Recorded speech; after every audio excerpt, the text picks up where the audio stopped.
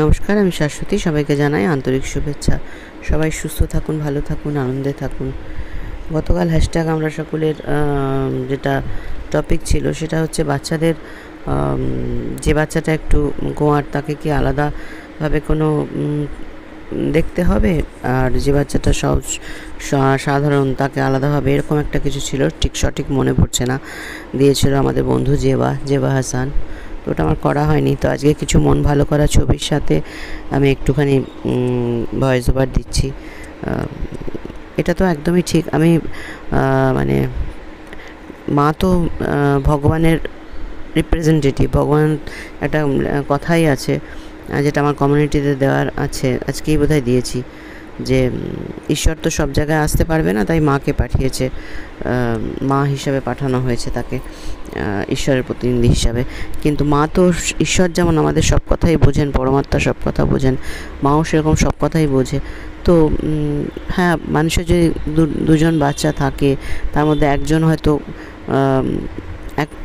একরকম, যাকে বকাঝকা করার কোনো দরকার নেই, সে চট করে সব কিছু করে নিচ্ছে। আরেকজনকে হয়তো সে করছে না, তাহলে তাকে বকে করাবে, নাকি তাকে ভালোবেসে করাবে, নাকি আদর করে করাবে, সেটা তো বুঝেই করতে হয়।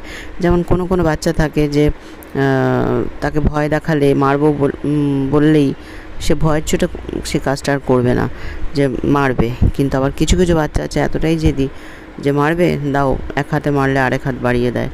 তো একটা বাচ্চা এক রকম। যেমন আমার ছেলে ছিল, তাকে ভালোবেসে ছোটোবেলায় যা বলতাম, এখনও বড় হয়েও তাই আছে, ওকে ভালোবেসে আদর করে বলো, ও করবে। কিন্তু যেখানে ওকে মানে বলা হবে যে তোমাকে এটা করতেই হবে, সেখানেই যেন ওর অনীহা চলে আসে। মানে ওরকমই আর কি। মানে ভালোবেসে বললে, বলে না যে আদর করে বললে জুতোটাও চেটে দিতে পারি, কিন্তু মানে জোর খাটালে সেটা করবো না কিছুতেই, এরকম। তো সেটা তো প্রথম থেকেই সেই স্বভাবটা থাকে। আর যে আর কি খেতে সব কিছু হজম করতে পারে, তাকে যে খাবারটা দেওয়া যায়, যার একটু কিছু খেলেই পেট খারাপ হয়, তাকে তো সে খাবারটা দেওয়া যায় না, তাই না? সুতরাং যার যেরকম মানে হজম হবে, অর্থাৎ যে যেরকমটা নিতে পারবে, সেটা মায়ের থেকে বেশি ভালো তো কেউ বুঝবে না। তাই মা সেভাবেই তাকে ট্রিট করবে।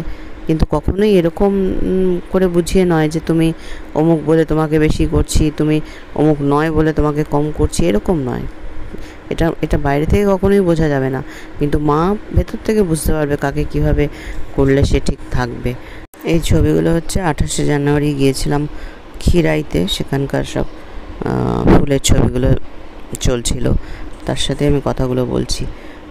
মন ভালো করা ছবি, মানে আমার তো ভীষণ ভালো লেগেছিল।